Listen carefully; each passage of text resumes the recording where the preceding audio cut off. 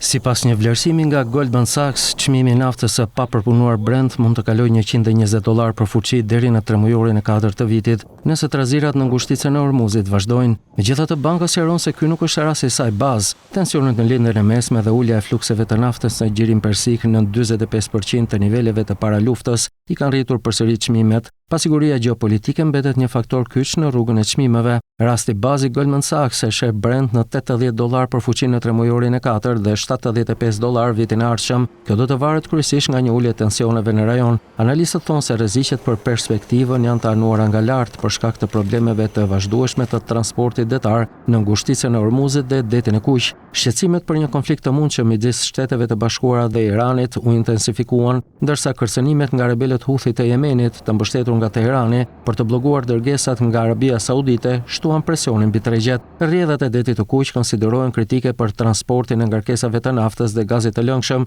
që do të mbeteshin të bllokuara në ngushticën e Hormuzit. Ndërprerja e mundshme e tyre po shkakton shqetësim të madh në qarqet e energjisë. Kontratat e ardhshme të naftës Brent aktualisht po tregtohen mbi $88 për fuqi nga $126 dhe më lart në fund të prillit, gjatë fazës fillestare të krizës Shtetet e Bashkuara Iran. Analistët nuk e përjashtojnë një rikthim në këto nivele nëse tensionet nuk ulen.